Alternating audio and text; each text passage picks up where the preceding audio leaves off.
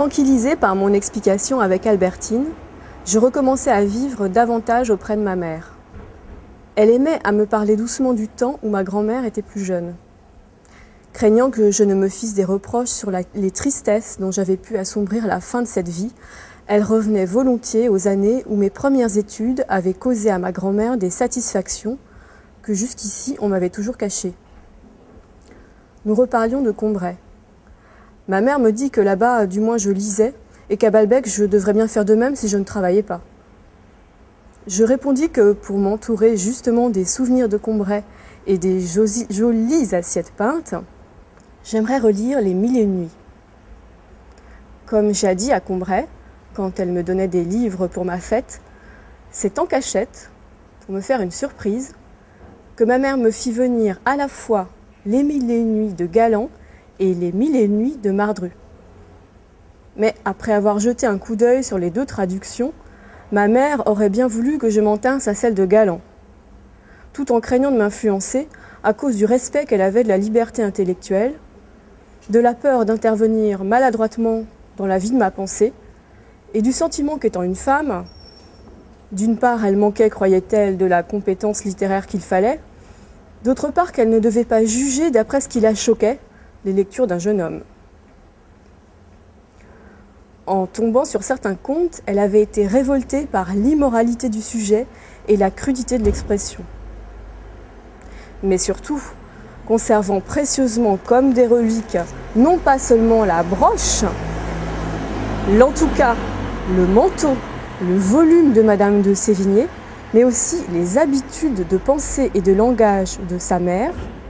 cherchant en toute occasion quelle opinion celle-ci eût émise, ma mère ne pouvait douter de la condamnation que ma grand-mère eût prononcée contre le livre de Mardru. Elle se rappelait qu'à Combray, tandis qu'avant de partir marcher du côté de Méséglise, je lisais Augustin Thierry, ma grand-mère, contente de mes lectures, de mes promenades, s'indignait pourtant de voir celui dont le nom restait attaché à cet hémistiche, puis règne Mérové, appelé Méroville. Refusait de dire carolingien pour les carlovingiens, auxquels elle restait fidèle. Enfin, je lui avais raconté ce que ma grand-mère avait pensé des noms grecs que Bloch, d'après le comte de Lille, donnait au dieu d'Homère, allant même, pour les choses les plus simples, à se faire un devoir religieux, en lequel il croyait que consistait le talent littéraire, d'adopter une orthographe grecque. Ayant par exemple à dire dans une lettre que le vin qu'on buvait chez lui était un vrai nectar, il écrivait un vrai nectar avec un K, ce qui lui permettait de ricaner au nom de Lamartine. Or, si une Odyssée d'où étaient absents les noms d'Ulysse et de Minerve n'était plus pour elle l'Odyssée, qu'aurait-elle dit en voyant déjà déformé sur la couverture le titre de ses Mille et une nuits, en ne retrouvant plus, exactement transcrits comme elle avait été de tout temps habituée à les dire, les noms immortellement familiers de Scheherazade, de Dinarzade, ou débaptisés eux-mêmes, si l'on ose employer le mot pour des contes musulmans,